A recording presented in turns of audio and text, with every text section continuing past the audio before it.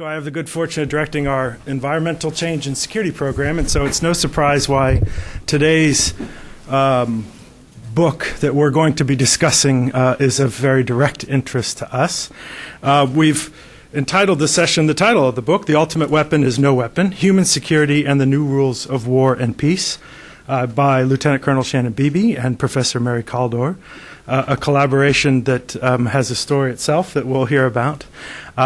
It's a privilege for us here at the Environmental Change and Security Program to facilitate this kind of discussion about this book and have these two experts with us.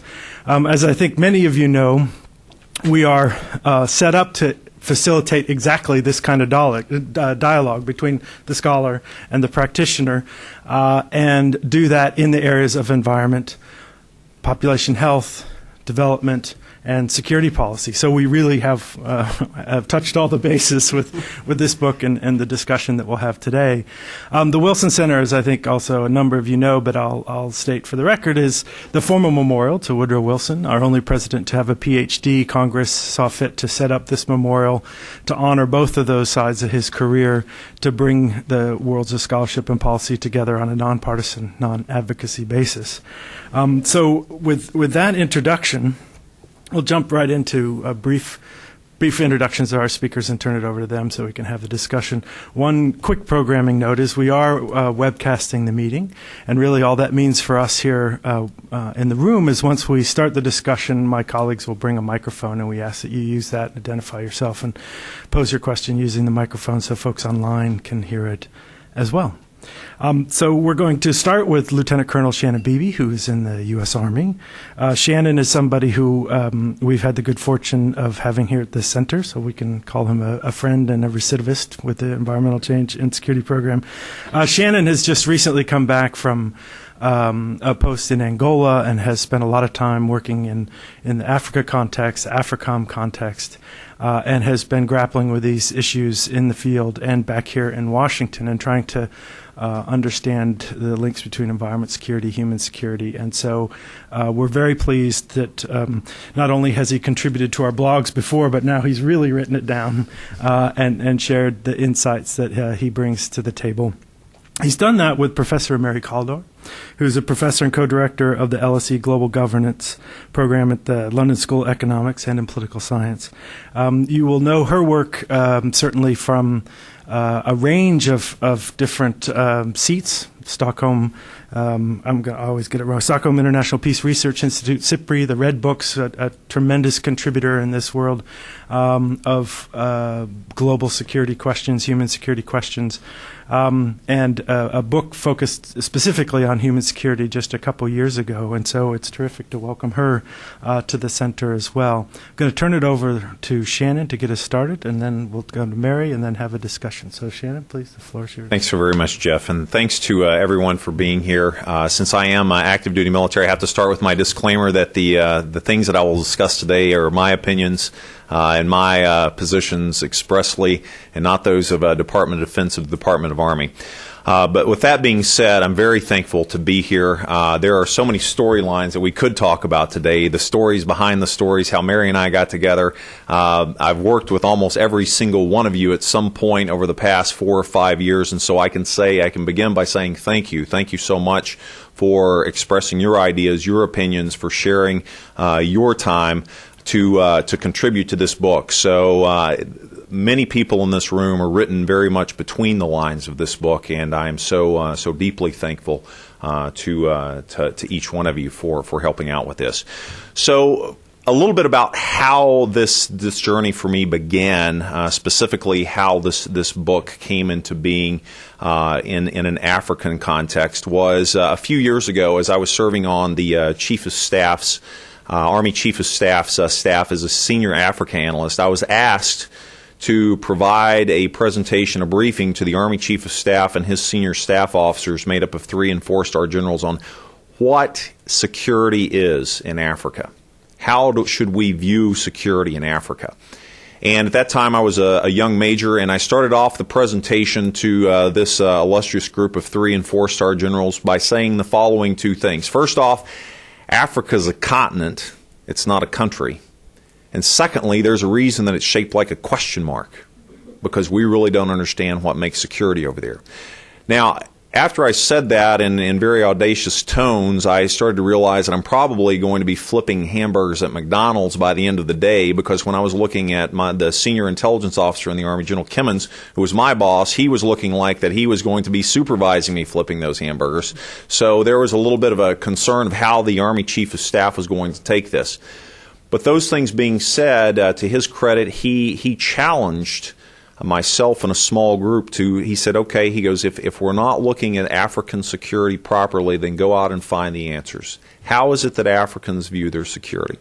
So we did that, and over the course of the next year, we went to 12 or 13 different African countries. I had also the privilege of receiving a grant from the Institute for National Security Studies, sponsored through AEPI, Army Environmental Policy Institute, to look at the types of African security and what it is that is meant by security in an African context. And so we went out, we had the opportunity to talk with probably 80, 90 different people, organizations, groups, all the way from chiefs of defense, ministers of defense, through NGOs, through academics, through practitioners, through 2 or 3 Somali taxi cab drivers here in Washington, D.C. And the question that we asked was very simple. How do you view your security? Not how do you view military, not how do you think the United States views your security, but a very straight empirical question. How do you view security?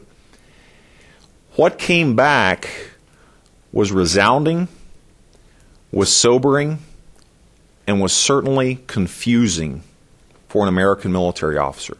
What came back with about a 90% correlation, and I'm a political scientist by background and by training, but what came back were the following factors. First, security sector reform, but not the type of security sector reform that we traditionally see as here in the United States, but more transitioning military forces, police forces, to something that's more meaningful in the terms of African security, and we'll talk about that here in just a little bit.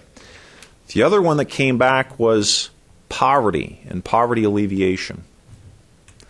The third one that came back was health. Now, these folks, these are not the tree-hugging, kumbaya, granola NGOs, all right, tongue-in-cheek said, but no, these are the hardcore militaries, the chiefs of defense, these kinds of things. This is what the military leadership is saying. And finally, the other one is environmental security, climate change, the environmental shocks.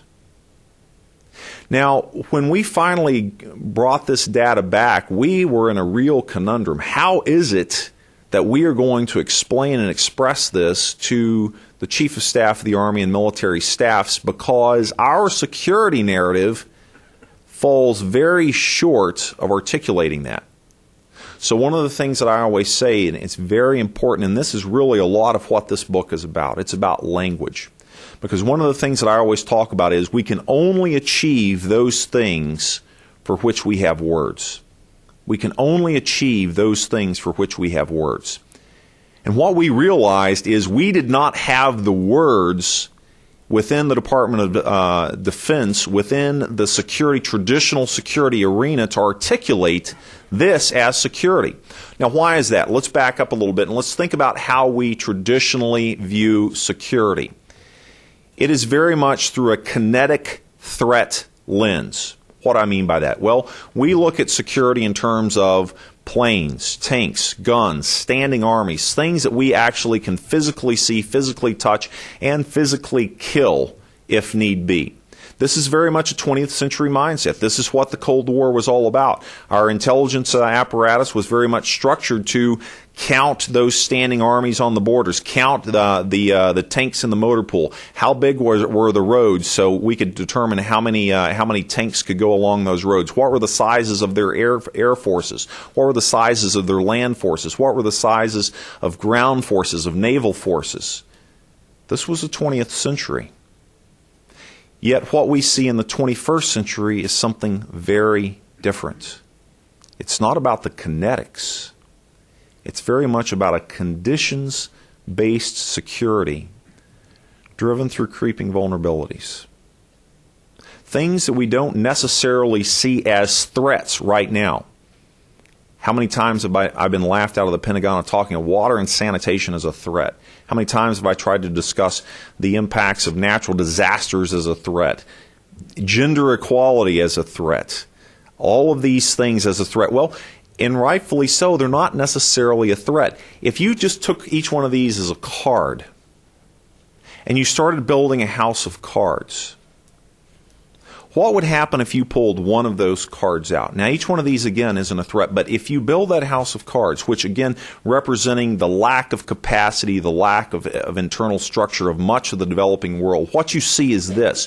When one of those cards gets pulled out, the whole house falls. You don't know which direction it's going to fall. You don't know if it's entirely going to fall. You don't know if it's going to hit the house next to it and make it fall. You don't know if it's going to burn while it's falling. You don't know.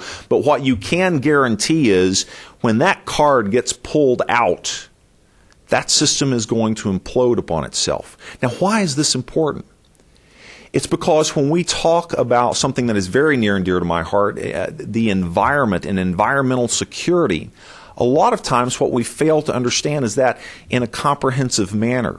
When I talk with a lot of the conservation NGOs and a lot of the conservation organizations, it's a matter of bridging that and understanding that there's interconnectedness to that.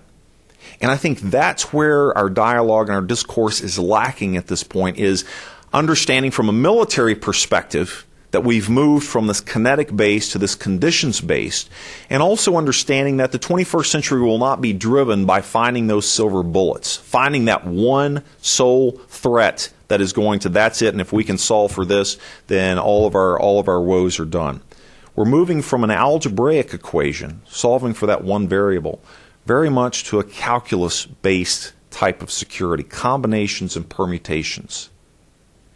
Yet we don't have the words yet to describe that. And so a lot of times, and Jeff knows this for sure, and many of you know this in the room, that when we start talking about climate change, or we start talking about environmental shock as a threat, it's sort of seen on the periphery as, well, yeah, that could possibly be, but that's not really our security concerns. Simply because the aperture in the language right now is kinetic-based, which means that these things are on the periphery.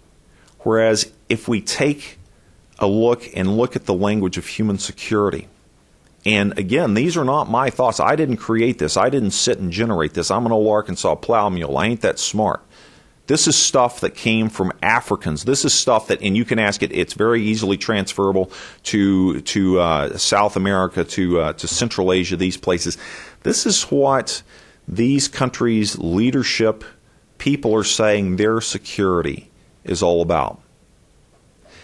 But until we stop giving Africans and the developing world our definition of what is right for their security and start listening to what they are saying is relevant to their security, we're going to continue to marginalize ourselves. And the very scary thing about that, as former President of Nigeria pointed out to me one time, President Obasanjo, he said, you know, Africa now has choices in its strategic partners. It doesn't have to be the United States. Now, am I going to use this platform to be a China bash or an India bash? No, absolutely not. What I am going to say is this. The world, Africa, the developing world has choices. It does not have to be the United States. So if we are not hearing what they are saying or their concerns, somebody else probably will at some point. Now, I don't want this to be a gloom and doom conversation, because a lot of times when we discuss environment and security and the climate change and these kinds of things, what we hear particularly as it relates to Africa is, within the next decade, there's going to be an 80% rise in coastal populations in Africa. What we know is that in 2003, the ICRC and the International Red Crescent said that was the first year there were more environmental refugees in the world than there were war refugees. What we do know is the march of the Sahara Desert down southward has really put a strain and began stressing populations there, the traditional herdsmen and agrarian populations, and that's continuing to crush on. There's an argument that could easily be made that Darfur could possibly be one of the first times that this was the tipping point, if you will, that environment was the tipping point for conflict. Not the sole reason for that conflict, but again, what we have to understand is the combinations and permutations. So we could talk about the Nile and what Egypt has said is the only thing they will go to war for on the African continent is the Nile River. We could paint this in very much a gloom and doom type of scenario. But I will say, thanks to many people in this room, I'm not going to do that, because there's two sides to that coin. The other side, and the positive thing about looking at environment as security, is there is so much room for cooperation. There is so much room to engage and work together. Militarily, across NGO-wise, across academia, these are real opportunities, solutions not yet sought. Now, I told you we'd discuss a little bit about security sector reform from an African standpoint. I'll take you back to Angola, where I just came from. I was sitting across from the Chief of Defense, General Furtado, asking him what he saw as his security concerns, and much to the same that I'd always heard. Food security was one of his concerns, poverty was one of his concerns, infrastructure development was one of his concerns. And when he was questioned about why the Angolan military forces had not reduced their forces from 155,000 men under arms down to, I think it was 100 or 120 or something like that, and this was thrown out to him, he very simply looked and said, yes, you're correct. We had promised that we would reduce our forces by 30, 40, 50,000, whatever the case was. He said, however, the only thing that these forces know what to do, is pull a trigger. So releasing uneducated, unskilled population, unskilled labor into the market that only know how to pull triggers and how to fight, I don't see how that's going to help our security any. And he said that without blinking. And the next thing he said was, we are looking for our military to transition our military force away from just a defense force to something that's an element of social change. We would like to be trained in vocational skills. We would like to be trained in infrastructure development. We would like to be trained in water and sanitation. We would like to be trained in all of these types of things, because we understand that the military is a viable functioning organ within Angola, but we also want to create our own workforce. And the one thing that we discuss in the book as it relates to Africa is this, that one of the hindrances in Africa is a lack of skilled labor. And so why is it that we can't, again, transition away from a kinetic-based mindset that the militaries must do kinetic types of missions, and start hearing that we could actually create these things that we call in the books as engagement brigades. These things not traditionally seen as military types of missions. But when you talk about food security, why is it that African militaries can't transition to these engagement brigades to work in farming sectors, to work in the engineering sectors, to work in water and sanitation? Disaster response. These are things that we can work on with the militaries and make a true impact. These are the things that we see. The frequency of natural disasters in Africa are on the rise. We know this is a given. So why is it that we can't work with these militaries and train them and better prepare them for the types of security concerns that they have? Another issue to look at as far as the environment goes is one of the great challenges of Africa is predictive analysis of weather. We do have the FuseNet, which is good and focused on predicting some of the famine. But what about training the militaries and working with them to create a meteorological service, which is barren, which is blank in Africa? These are proactive steps that allow Africans to develop solutions for themselves, and these are positive things. We don't have those types of data. These aren't hostile things. These aren't things that are contentious. These are things that can actually be done together in unison, working towards something to help with agriculture, to help with even air transportation, these kinds of things. Another area in environmental security that's lacking, that's a very positive and proactive step, is looking at the fisheries. These are African navies that are saying, look, we have natural resources in terms of fish that we can't control, that we can't police, because we don't have the equipment, we don't have the training, we don't have the capabilities and the technology to do that. But fisheries really aren't that important, right? Well, I would bring you to the example of Somalia. The old adage, the Chinese adage of you give a man a fish, you feed him for a day, you teach a man a fish, you feed him for a lifetime. Well, the corollary to that, when you look at Somalia, is what happens when a man is already a fisherman and you take all of his fish away. You create a pirate.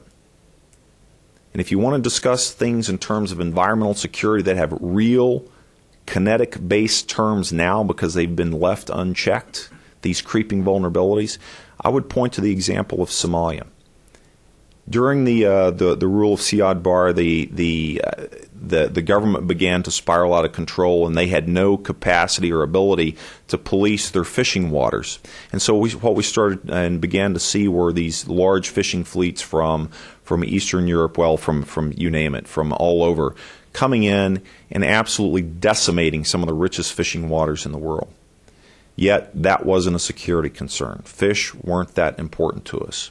Now you fast forward 20 years, and what do you have now? You have a very real kinetic concern of piracy. Yes, there are some bad individuals on the face of the earth that want to do very bad things to peace-loving nations. Okay, granted, and I'm not making excuses for piracy. But who in their right mind is going to take an unseaworthy ship 500 miles off of the coast to try to raid a ship if there's any other livelihoods available? You're talking about young fishing communities, young men that have no choice. And the one thing that we see when it comes to Africa is when you're placed in a desperate situation, you're going to make very, very desperate situations. You're going to be willing to mortgage your future for survival today.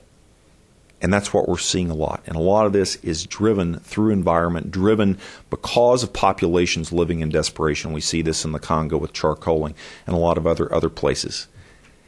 When you live in desperation, you're willing to make those very desperate sacrifices. And any of us in this room would as well. But again, the positive aspects are there are ways that we can engage in non-hostile ways, in positive, proactive kinds of ways, if we shift that language. That's going to be the greatest challenge for us. Because again, all of us are well-intentioned in the health sector, in the education sector, and gender reform sector. But these are siloed type of approaches. The language that connects all of these together is lacking right now. And until we can get that in place, we're going to continue to have very limited successes. And I think it's important because right now the world is suffering from a lack of a coherent security narrative. I don't mean to say bad United States or point the finger at us. It's not just the United States, as Mary will talk about. We're all struggling to find the proper narrative. And there is no such thing as a vacuum when it comes to international relations, a vacuum when it comes to international security, which Mary will also discuss. It will be filled by someone, something. The question is it being filled by in the proper context by the proper groups and organizations? So as it relates, and if there's a piece of advice that I would give or I would love to see implemented, it would be looking more at these low-hanging fruits of what we can do along the fronts of environmental security, not just within Africa, but within South America, within Central Asia, because these are real possibilities for cooperation. I had the opportunity to talk with General Anthony Zinni on Capitol Hill on a report that just came out. Very, very well attended, and it has been done before. General Zinni had an environmental security element within his command when he was CENTCOM commander. These things have been done before. And General Zinni, he will stand toe-to-toe with you and say that one of his greatest successes was this, working with some of the Central Asian republics on environmental concerns, and he truly believes that that's what opened the door for a lot of the other engagements. Why aren't we trying these things? These are solutions not yet sought, and I think there's a real opportunity now. But again, that window is closing simply because others are filling that space. So my urge to you today is to look at this, to read the book, to discuss this in terms of a larger narrative, which I very much, my true passion is the environment and the environmental security. but it has to be seen in the context of a greater narrative. And with that, I thank you very much, and I'll turn it over to Mary. Thank you.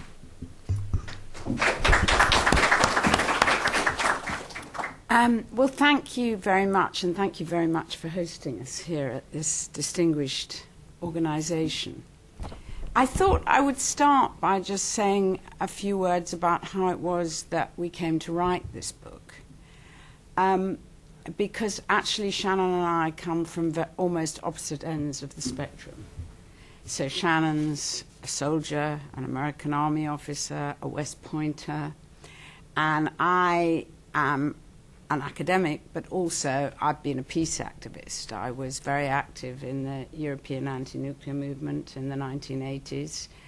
I was also greatly involved in building a dialogue across the East-West divide with human rights groups in Eastern Europe, and so I was very involved in the events that led up to the 1989 revolutions.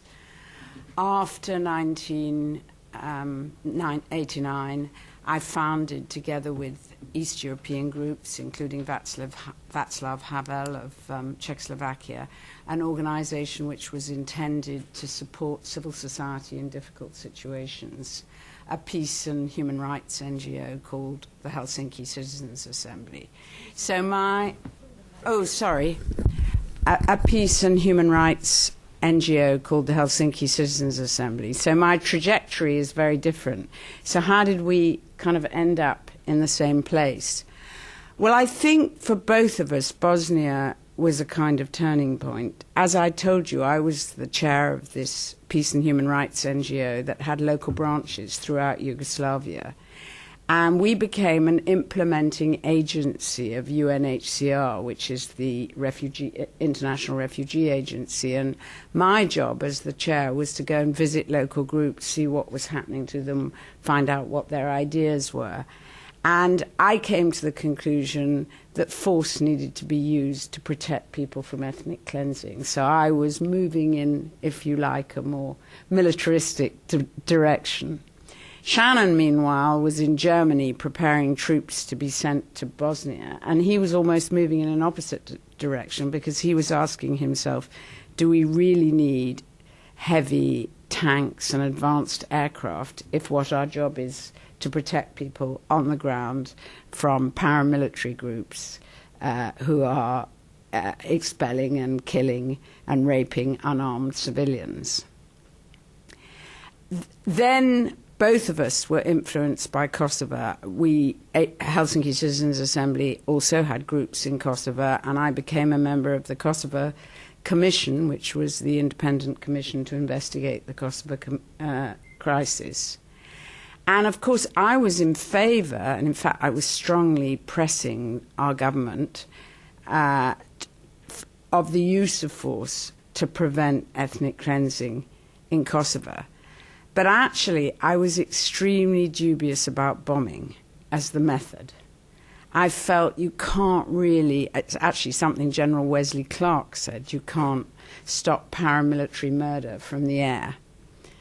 And indeed, ethnic cleansing accelerated under the cover of the bombing, and many civilians were killed, between 1,000 and 2,000, some of them the very civilians that the operation was supposed to protect. In the end, the Albanians did get to go back to Kosovo, and in the end, my considered judgment was still in support of that war. But nevertheless, I think it left a terrible bitterness between the two communities. It's made the Kosovo problem so difficult to solve. And I also think it created a kind of jubilation about humanitarian intervention, which was one of the factors that contributed to the Iraq War. After 2001, when Shannon became senior analyst, Shannon, by the way, meanwhile in Kosovo, was the army attaché, and he was discovering what insecurity meant for Kosovars, for Albanians, was actually unexploded ordnance, lack of water, lack of sanitation, lack of electricity. So he was moving yet further. After 2001, when Shannon was an Africa analyst, I became an advisor to Javier Solana, the European Union's High Representative for Common Foreign and Security Policy. He asked me to convene a study group with people from different walks of life, both military and civilian, across Europe, to think about what kind of security capabilities Europe ought to have. We were an independent group, so our words were not necessarily accepted, but it did generate a big debate in Europe. And what we concluded is that what the European Union needs is not a classic army, but combined military and civilian capabilities for intervention in the sort of crises that we face in the 21st century. And then when we came to the end of this exercise, we thought we need a name. And we decided to call our report a Human Security Doctrine for Europe. And that has led to several other reports. But of course, Shannon read the report when he was sitting thinking about Africa, and he emailed me. And Shannon likes to say, we met online. And so that was really the beginning of a conversation that led to this book. And actually, I've been very struck since writing the book. You know, I've sat on forums and discussions how there is a growing commonality of view among people who really think about this, stretching from peace activists to soldiers. And very often it's the soldiers who've had experience, especially in Iraq and Afghanistan, who are the first to understand what we're talking about. So I think our starting point in writing this book is that we do face a series of interconnected crises. Almost every week a new crisis hits the headline, whether it's the oil spill, the Haiti earthquake, the continuing war in Afghanistan, the Irish or Greek financial crisis. Somehow some new crisis hits us. And it may be the case that the reason it hits us is that we're just more aware of it than we were before, that there's been a revolution in information and communications technologies, and we're much more aware of what happens in different parts of the world. And I think there's a lot in that argument, but I also think there is an underlying interconnectedness that has to do with the process that we variously call globalization. And in the book, we actually talk about we start by giving two examples that both of us knew very well. I talk about Sarajevo, or rather we both do it jointly, but I talk about how I experienced Sarajevo during the war in Bosnia, and Shannon talks about how he experienced Goma. And we talk about how all of the factors that are associated with globalization that created the situation, because the situations we observed were not just situations of violence. They were situations of profound economic insecurity. They were situations of high unemployment, situations of high criminality, where young men often don't have a choice other than to join a paramilitary group or a criminal group. And also they were environmental disasters. In Sarajevo, all the trees were cut down in order to make fuel because people didn't have access to fuel. And the same was happening in Goma, where a lucrative charcoal trade was developing. And Shannon describes how some rare gorillas in Virunga National Park were killed in order to keep the charcoal trade going. And it was not only an environmental disaster, it was a cultural disaster.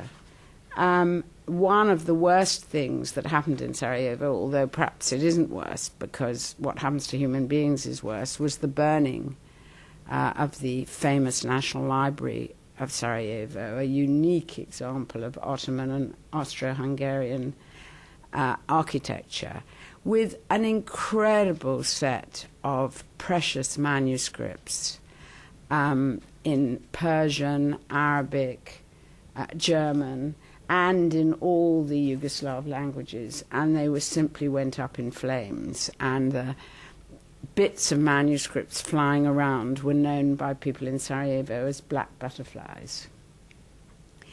So this sort of illustrates how interconnected all these factors were. And I think when one talks about globalization, it's something that we became aware of after the end of the Cold War. I don't think it suddenly happened. I think during the Cold War we were preoccupied with the East-West conflict. That was the way we perceived the world. We thought that another world war on the scale of the Second World War between East and West was the worst possible imagined contingency. And so we didn't really take much notice of the other things that were happening.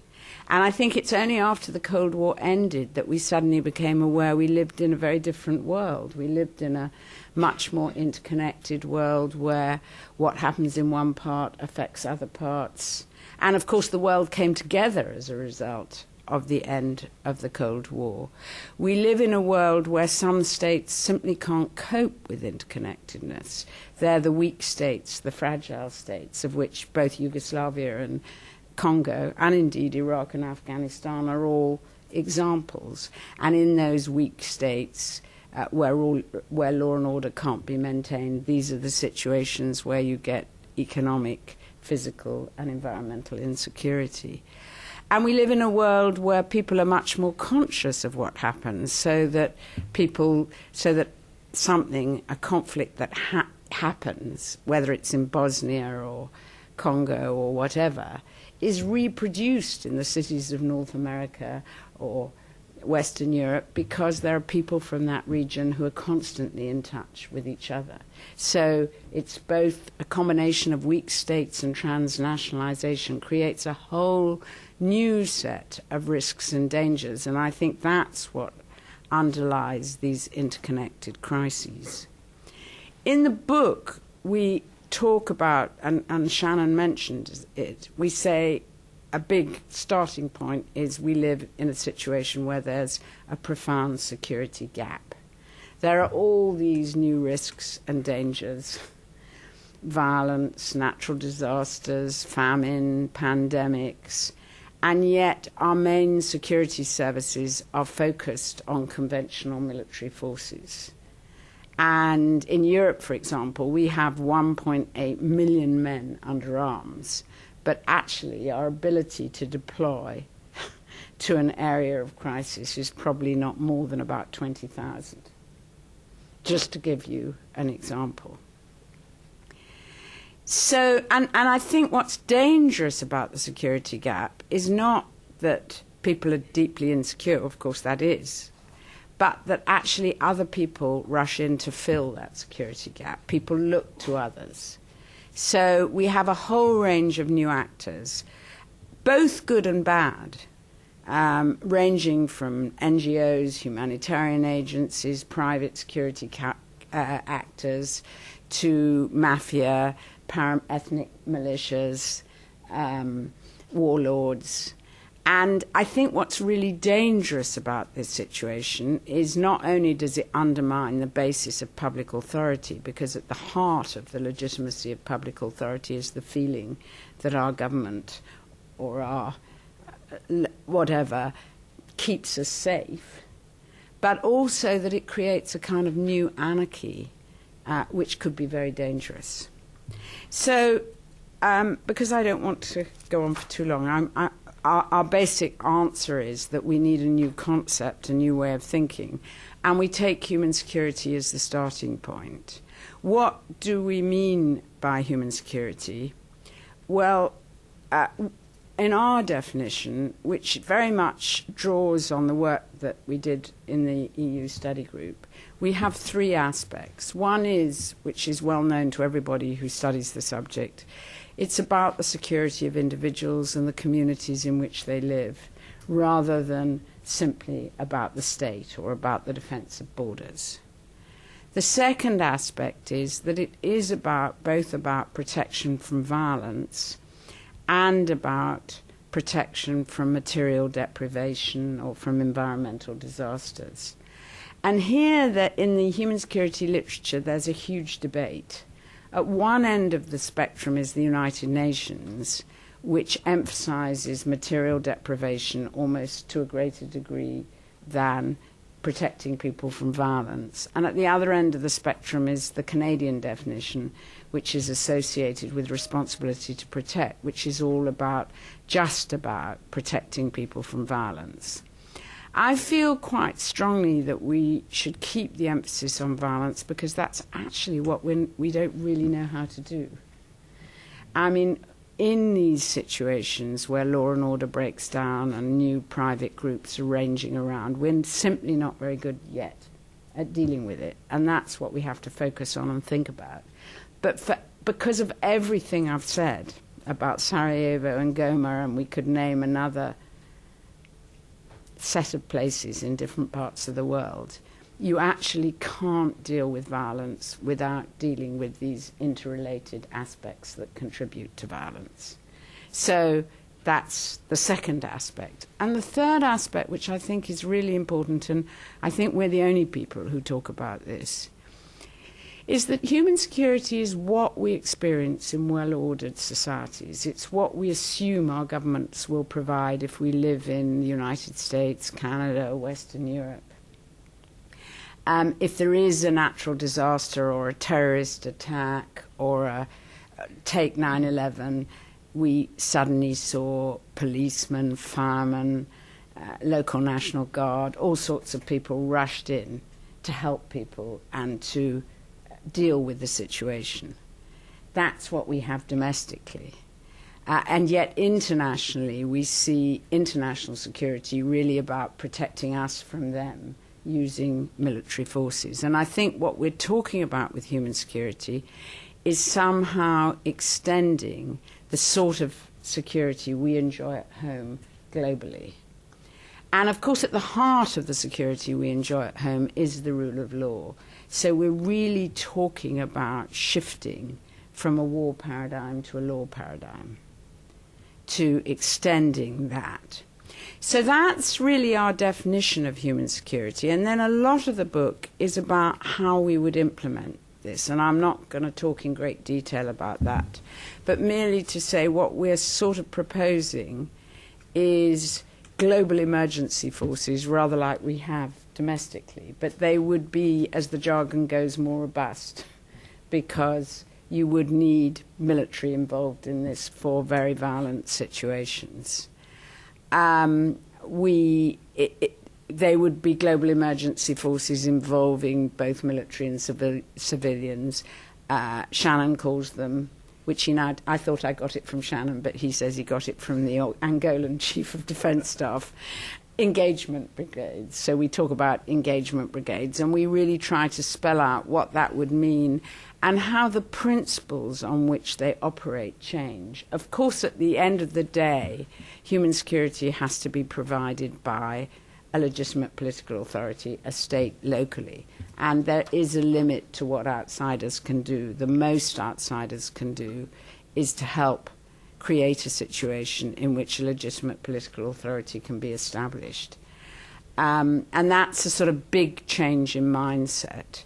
And indeed, one of the things we emphasize throughout the book, that perhaps the most important point about human security, is that it does require a real change of mindset. It means that you operate in places like Afghanistan or Iraq or Goma as you would at home. You know, we would not, I mean, we in Britain went through the experience of Northern Ireland, and one of the reasons I think Northern Ireland was less violent than other places was simply because the government could not bomb Belfast. You can't bomb your own people. And so we had to find other ways of trying to marginalise the IRA. And that was an incredible learning experience. Similarly, we dealt with the 7/7 bombers in a very different way from here, because they all came from Britain, and we couldn't conceive of sending a few cruise missiles against Huddersfield or Leeds, which was where these guys were educated or where their mosque was. And it just, that sort of illustrates what we mean by the difference. I'm not going to say more, but I just want to end by saying that one of the criticisms that we come up with often, well, we come up against two completely opposite criticisms. One of them, especially we get in Europe, is we're doing it already. And the other one, which is completely the opposite, is it's utopian and unrealistic.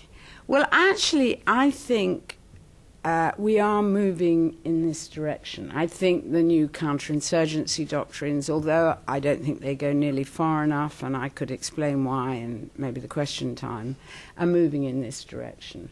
I think what we've tried to create in the European Union, joint military civil forces, civilian crisis management, law of order missions, are all moving in this direction. And as I was telling Shannon last week, I had to talk to the Belgian High Command, and they've actually formally adopted a human security doctrine. And so we had a conference at the Royal Military Academy on human security and hard security to discuss what that meant. So, and if you look at the UN, the last 20 years have been a huge learning experience for peacekeepers. And if you look at the figures, that learning experience does seem to have had some effect. There has actually been a decline in the number of conflicts. And even though we're shocked, and rightly so, by what's happening in Afghanistan, Iraq, Congo, Israel, Palestine, the number of deaths is far lower than in earlier wars, even compared with Vietnam or South Korea, but certainly nothing compared with the Second World War. And I think some of that is due to the fact that international agencies are beginning to learn how to sustain ceasefires and how to act in these conflicts, although there's a long way to go. So what I'm really saying is I think to some extent we are doing it already, but I think one of our problems is that a lot of people on the ground are doing it and it hasn't seeped up to the political class. And there's often a big disconnect between how the people who are sent to these crisis zones thinks and the way the political class talks about it.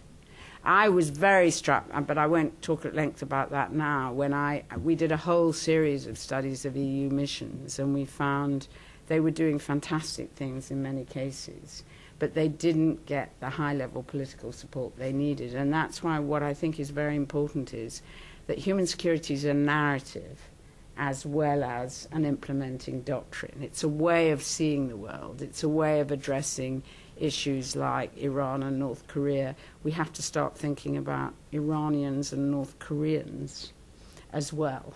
And that starts us thinking in a different way about how to address these very, very difficult issues, which I'm not for a moment saying they're not difficult, but I just think we have to rethink them. And then finally, on the utopian issue, I do think there is an element of utopianism in our thinking. And the utopianism is really where we end, which is we say the ultimate weapon is not the F-22. It's not the kinds of advanced, sophisticated weapons. It is a change of mindset. And the mindset is that Afghans, Iraqis, Congolese, Somalis' lives are equal to British and American lives. And although that sounds obvious when you say it, in practice we simply do not behave as though they were. And we would never dream of putting civilian protection before force protection, for example, which is what firefighters do at home. They risk their lives to save others. And I think that mindset, it changes the whole way you deal with these situations, and that, I think, is a bit utopian. But I'm actually quite in favour of having utopian projects. I think it's good for people. Very good. Thank you very much,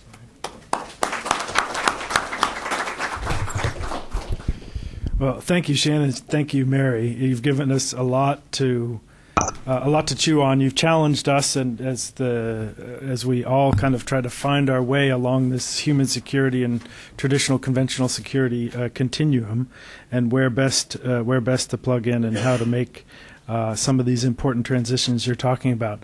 My colleagues have microphones, so why don't we open it up to the floor? I certainly have questions, but we'll collect some first. Okay, if we could come down the middle, and then we'll go over to Link over here. Question over here. Okay. Hi, Gene Bonventry from the USAID Africa Bureau. Thank you both for a very interesting and provocative presentation. One of the risks I'd like you to talk about, one of the risks of addressing security issues as human security, especially when an Army officer does it, is that it may cause the U.S. military to then feel that it is now in charge of fixing some of these sorts of challenges, especially global health, alleviating poverty, things that the real expertise, but not necessarily the capacity, is in the civilian agencies. So how do you address that, and who do you think should be best suited? And in the U.S. at least, do you have any suggestions for enabling civilian agencies to be better positioned to address those things? Or do you want to? Yeah. I mean, this is something we talk a lot about in the book, actually. And we note the way in which more and more of these functions have been taken over by the military. I think, and a very key principle of ours, is that human security is a civilian operation. You may require military people, but they should be within a civilian framework. And I think it's almost impossible. I think this idea of civ-mil coordination is very difficult without a human security concept. Because if civilians simply are told to work with the military and the military are fighting a shooting war, then they just become a target. And so you really need to have the military seeing their role as completely different, which is their role is to create humanitarian space. Their role is not to defeat enemies, but to protect people and create a space where the civilians can do their job. And that requires a very different way of thinking. And I think it can only be done within the framework of a civilian command. So one of our we have 6 principles, which I didn't spell out for time reasons. The last one is clear, transparent civilian command. I think there's been a huge problem in both the US and Europe, which is that we lack the civilian capabilities. And actually, this isn't just police, judges, all of which are things you need, development experts, health experts. I think it's also diplomats. I think the diplomatic services in both the US and Europe have really been denuded over the last 2 decades. One of the more exciting developments in the European Union is this new External Action Service that is being created by Cathy Ashton, which will be a sort of diplomatic service for Europe, which will supplement national diplomatic services, but is very much aimed at crisis management, at having people who politically understand the situation, because another issue that we emphasize a lot in the book is that in the end, the key to all this is establishing legitimate authorities. And you can't do that without a real deep political understanding. So I'm with you on all this. And I think it's a huge dilemma in Afghanistan, because I feel the McChrystal strategy was a great strategy, but it ought to have been the Holbrooke strategy. And that was the whole weakness of it, that it should have been run by civilians and not by the military. And if I could just add to that, the 2 other criticisms that we get are from the development community. It seems like this is a military invasion of humanitarian space, and from the military side, it's, what are you wanting us to bang our swords into plowshares? And the answer to both of those questions is it depends. If you look at the old strategic narrative, the answer is yeah, that's what it appears to be. But again, the language is important. If we use a human security type of narrative, what you'll start to see is what we need to do is, within Department of Defense and with the traditional security actors, to say, who are our experts? If these are the true security concerns, let's reach out to those and find ways of complementing rather than conflicting with, rather than the multiplicitous and duplicitous types of efforts that are ongoing. Why is it that we can't find these ways of coordinating and collaborating? And we've seen a little bit of this with Africa Partnership Station. That's a good move forward. Again, water and sanitation is a perfect way of coming together, some of the health aspects. And this does not need to be militarily led, because this is not a military mission. However, at the end of the day, the military should have a vested interest in this because, again, if these things are allowed to continue on until the point that these crises become conflict and conflict becomes combat, it's the guys in uniform that have to go separate it out. So why not work and do something proactively? And I kid around with the military a lot and say, our goal should be to be the Maytag repairman. We should never want or need to do our primary mission because everyone else is doing theirs so well, and we're reinforcing that so well that we don't have to exert human lives for this kind of thing. Thank you. We'll go over here to Link, and then I'll say Gene was very modest in his introduction as somebody who's walked on both sides of the civ-mil divide, and particularly in the health realm, has a lot, and we're pleased to have it on our blog, and among other places, a lot of excellent writing on how to navigate these waters. Link? I'm Lincoln Day, a retired demographer and sociologist, and with my wife, who's also a retired demographer and sociologist, we've become film producers of a film on the environmental consequences of war and preparations for war. I think what we heard from Shannon and Mary was just a brilliant presentation of a very important thing that not everyone is aware of. You did, however, you failed to mention three things that I think make the transition to this condition more difficult. I don't think you would deny any three of these. One is the simply massive population increase that has taken place in the world. There are just many more people, depending on the necessarily limited resources of the world. Another is the extent of the communication revolution, which has made it easier for people to become aware of things to be disappointed about that they don't have. And of course, the advertising industry, which has added to this very greatly, the basis of advertising is to make people discontented with what they have, and also to, of course, convince them that better things or their problems can be solved by spending money.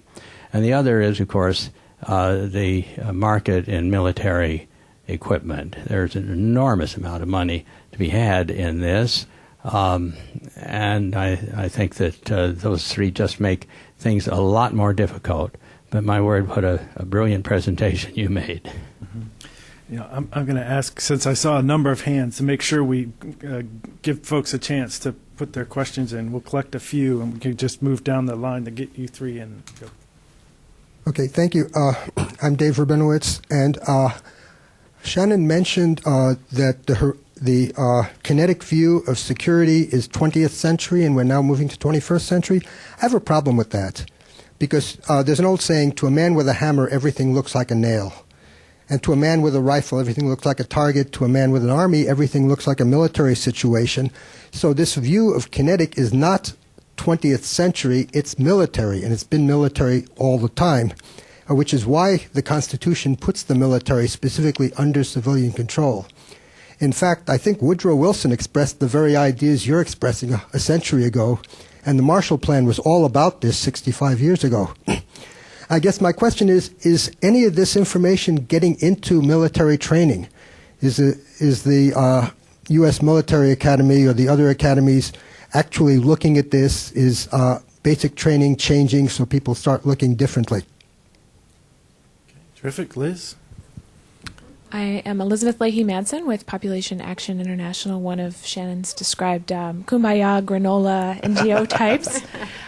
Gene and Lincoln both touched on one of my questions, but I'm curious to hear a little bit more about the receptivity to your approach within the militaries that you work with, particularly here in the U.S. And Shannon, you talked about water, sanitation, food security. Those are areas where it's pretty clear to see a military role in creating humanitarian space. But some of the other components are more difficult to finesse. Lincoln talked about demography. You yourself mentioned gender. How would you describe gender in a human security framework to your military colleagues? Why don't we take those three, and then we can continue to work the room. just wave. We'll get Sure. you on the list. I'll go ahead and start. And I think the questions group very well together. And Lincoln, I couldn't agree with you more that those are three large challenges. The one I'd like to hit on is particularly the communication, the evolution and revolution in communications technologies. And I think that's one of the important things. And we had this discussion last night at New York University Law School is, why should Americans be concerned about this? These problems have been around forever. And the answer is they actually have, yes.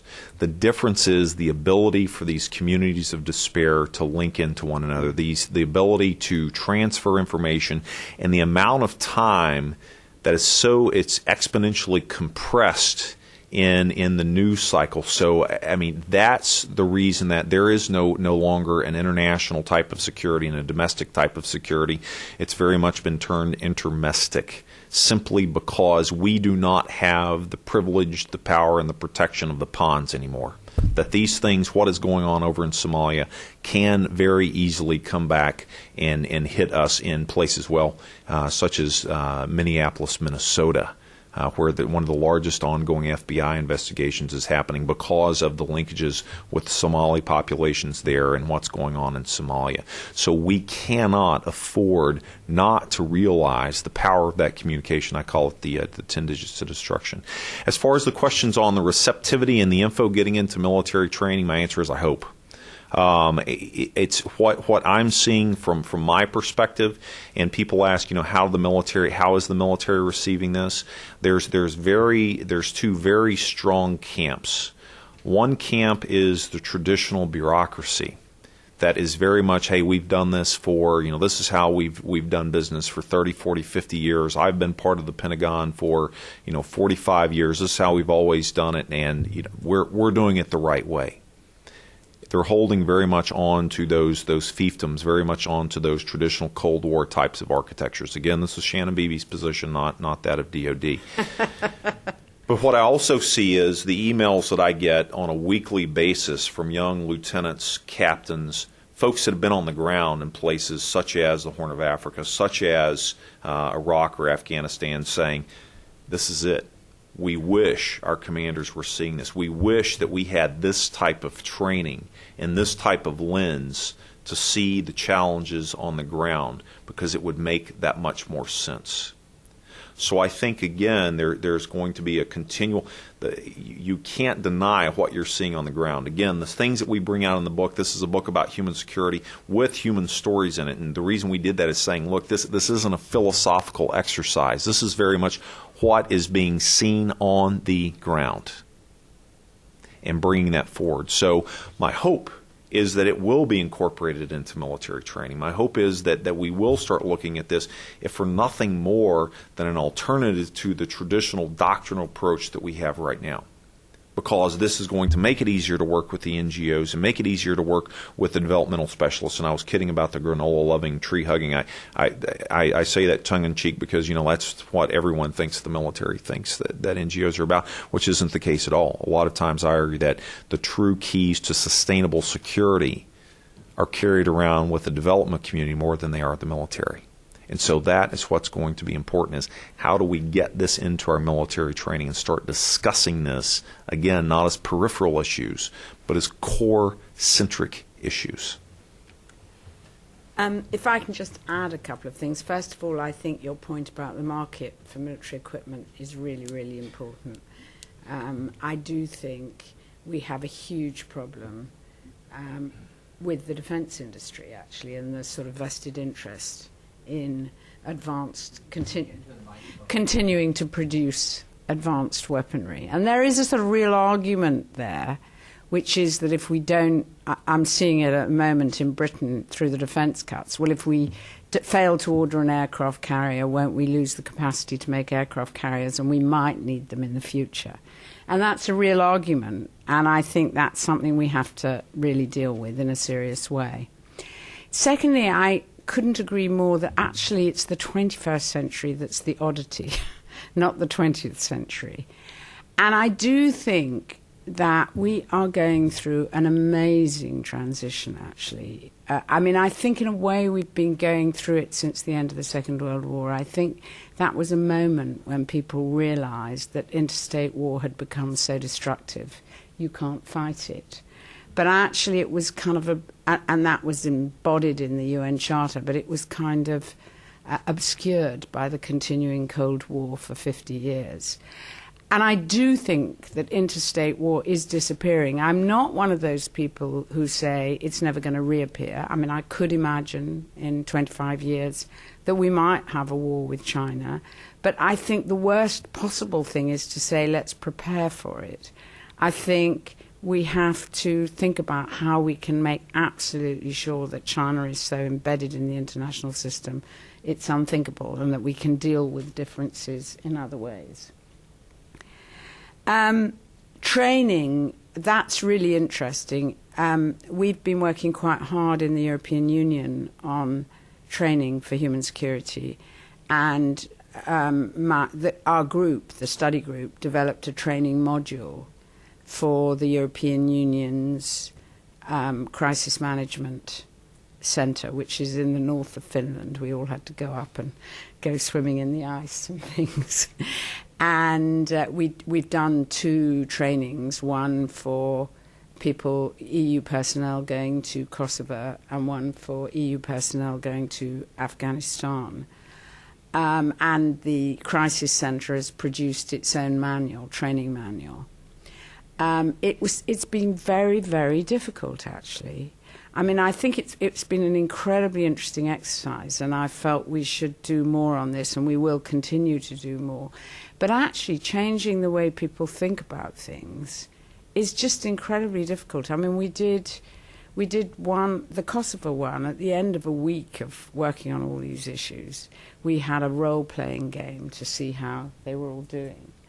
And I don't know, a Serb house was blown up and an Albanian teenager was shot at, and they were all supposed to think about how they were going to act. And they spent hours and hours discussing who was going to chair the press conference and what were they going to say in the press conference. And I said, didn't any of you think of ringing up the hospital to see how the Albanian was doing?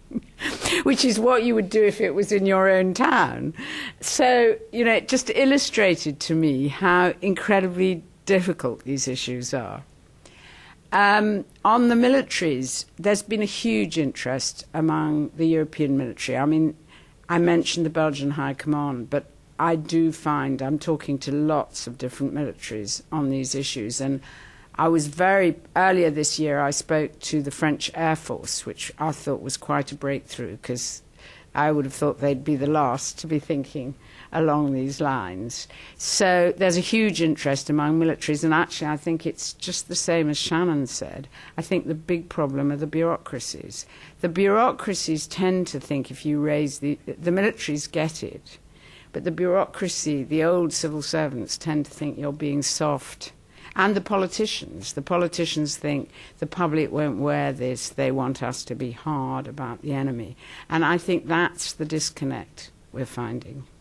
Mm-hmm. Yeah, I think we see that difference between uniform and civilian defense perspectives on that here.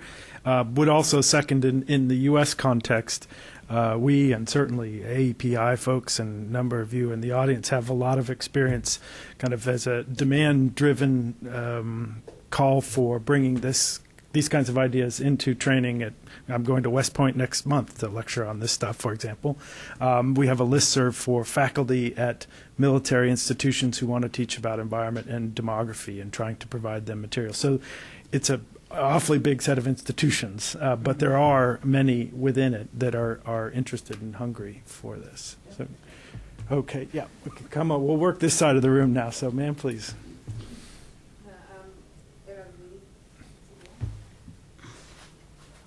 Elavi Ndura Wadrog. I'm an associate professor of education at George Mason University and a fellow here. I must say that I'm very encouraged you're not crazy, because otherwise I would be crazy too. Because the critics about utopian, we all need to know that if no one were to think about utopian societies, there would be no hope, especially in societies that are continuously torn apart by conflict and war. My expertise is in multicultural education and peace education. I'm bringing the two fields together. The highlight of my day this morning is to hear Shannon, a member of the military, actually affirm that the work that my colleagues and I are doing is warranted and that we're not crazy. Sometimes we wonder, and you've just validated my new book that's under review by Syracuse University Press on the power of nonviolence. My question is, it piggybacks on the question about the training of the military into this new paradigm. If I'm capturing what you're saying, you're proposing the transformation of the military training paradigm from the paradigm of violence to the paradigm of service, so that they can learn to validate human lives wherever they are. And I agree, that's what I teach, that's what I write about too. How about general education? What can we educators contribute to this desired transformation, change of mindset, so that we can educate generations across the world who will validate other people's narratives and stories and lives, and respect other people's lives, whoever they are, and therefore strive to build communities of peace and security rather than communities of conflict. Thank you very much. And then I have two questions behind you, the gentleman at the table and right back. Hi, Chris Winkler. I'm a member of the military-industrial complex, I guess. So my question is, in the beginning, Shannon made a very good analogy to a house of cards. And my question is, do you see rule of law as the foundation to that house of cards, or do you see it as another card to pick from? And the reason I'm asking this, I've got kind of two questions about that. One is that I'm going to argue the Western world, but actually the entire world, nation states are awful at picking political winners. And often when they pick a bad one, they end up sticking with it. They end up having a very hard time changing horses. And so I'd like you guys to talk about that a little bit. And second, there's been a lot of discussion in economic development and some of the other theory out there that rule of law is not the foundation in which you build these things upon. And if not, or even if so, what are the other things you focus on in a fragile state which has, a panoply of things that need to be fixed? Where do you start? So. Right behind. Brian Christofferson, Department of Defense. I'd like to know if you would consider the DoD's involvement with the provincial reconstruction teams a step towards this human security paradigm, and if so, if it's been a somewhat successful step in that direction. And I also wanted to mention that we try to work with civilian agencies in the group I'm in, because we get a lot of the environmental and human security questions, and so we reach out to like the agriculture, our state, and we try to work together on these issues. And lastly, another question is, what is the perception of the U.S. military being able to work in this area from foreign civilians, and even such as in Pakistan, U.S. aid being rejected during disasters? Can I add one more, just as if those good questions weren't enough, as to how much you have seen, if at all, a previous objection, particularly to the notion of these organized forces that transboundary, that have these integrated military-civilian skills, think kind of engagement brigades, but for the international perspective, which is when first Gorbachev and then Klaus Topfer, as head of UNEP, proposed a green helmets force in the UN, so 89 and say 95, 96. immediately shot down by the G77 on the basis of a sovereignty argument, which is this is going to enable the international community to justify interventions because we're cutting down trees. And it was perceived as a kind of almost a resource control. We're going to choose how to address our poverty. Thank you very much. Threat. And so, on the principle of sovereignty, it didn't get past the kind of the first gate in terms of the discussion in the UN context. And so, have you heard that response to this? Yeah. Shall I start and then let you? Why don't I start with that one? Because I mentioned the practical criticisms we've got, but we also get conceptual criticisms. And again, they come from two directions. One lot of people say this is a new sort of imperialism. It's intervention. This is a new kind of intervention. Yeah, no, she's got it. She's got it. Yeah, okay. She's got it. Okay. So we have another set of criticisms, which is not just the practical criticisms, but the conceptual criticisms. And on one side are the people who say this is just a new form of imperialism. Human security is a cover for interventionism. And on the other side, there are people who say human security is too soft and can't solve the problem. Nobody here seems to be suggesting that human security is too soft, and as we've suggested, it is a hard strategy.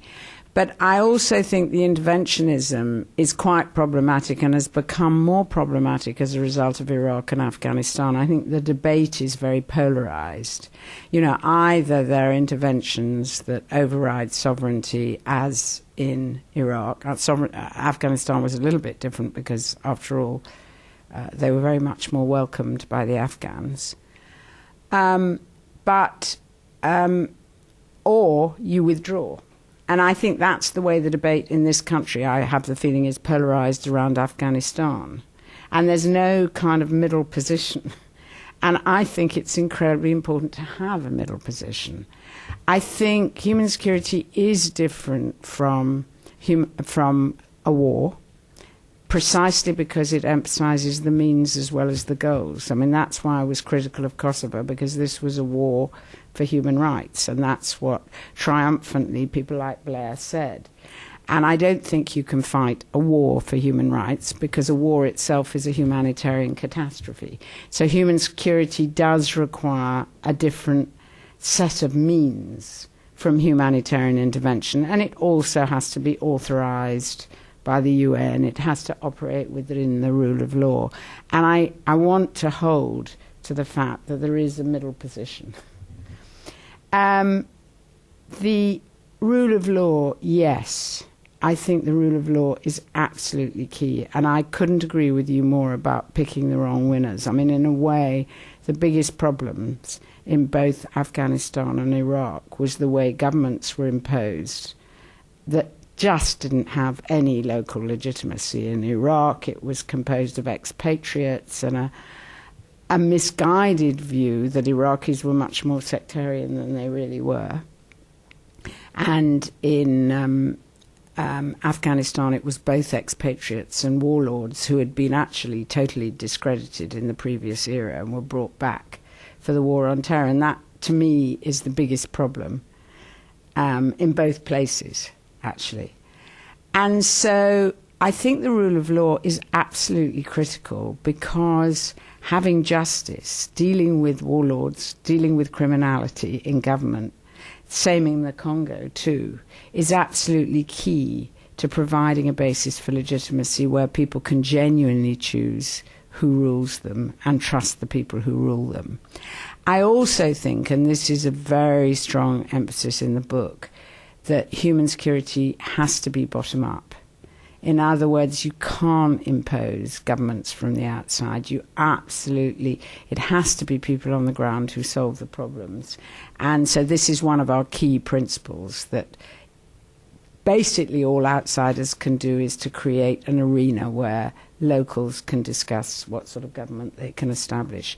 But that arena has to be based on a rule of law and has to have justice mechanisms. If you have big, powerful criminals running around, no end of elections and discussions will allow legitimate governments to be established.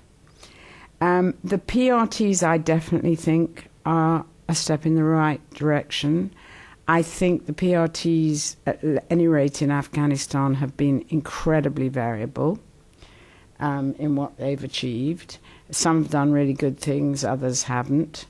I think there's still a problem generally. There are several problems generally, which is that the context in which the PRTs operate. In other words, it's very difficult to be a PRT and at the same time be fighting a war against the Taliban and Al-Qaeda. I think to be an effective PRT, it has to be guided by a human security strategy, and it has to be about protecting the population. As soon as the military is shooting, then the civilians become vulnerable, and that really undermines the ability of the PRTs to operate. Could you say again what that acronym is? Oh, it's Provincial Reconstruction Teams. And they... Sorry, that was the question. What do I think they're in the right? And they are attempts to bring together the military and civilians.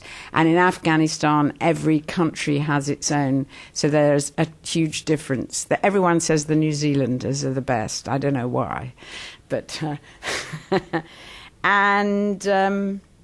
well, I'll let Shannon answer the other. I'll hit a couple of the one about the gender. I think that is that is really something that's missing, particularly as it relates to Africa. I'll give you an example. A lot of times when we do traditional type of military missions, when there's more than one interest group on the field, we'll sort of color code these on a stoplight chart of, these are good guys, these are unknowns, and these are bad guys.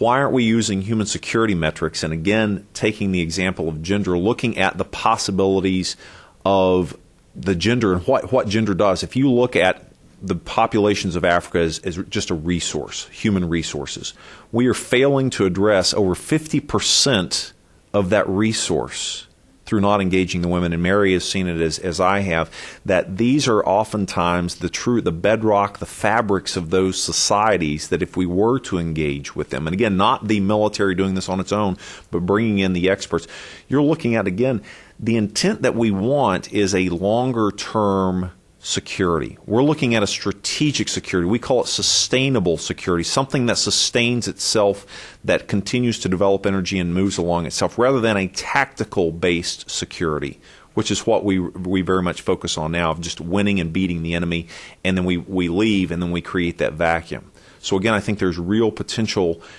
but there has to be first that narrative that is there to discuss gender and some of these other issues through a human security lens. And as far as the PRTs, one of the things I always talk about is we are doing lots of different various types of human security kind of things, but it's not all connected to one another. They're very much organic type of approaches rather than institutionalized.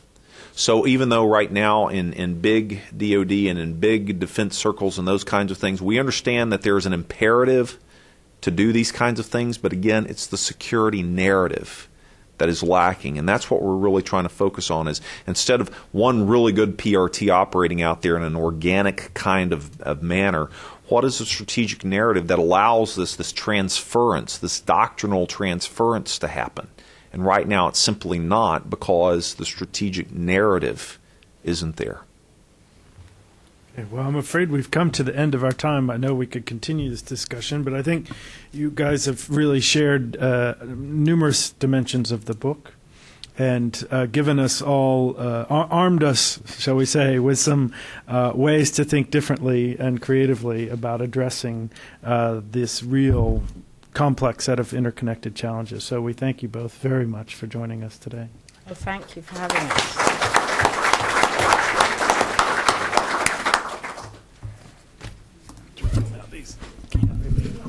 That was great. Very good. Great questions. Good to see you again.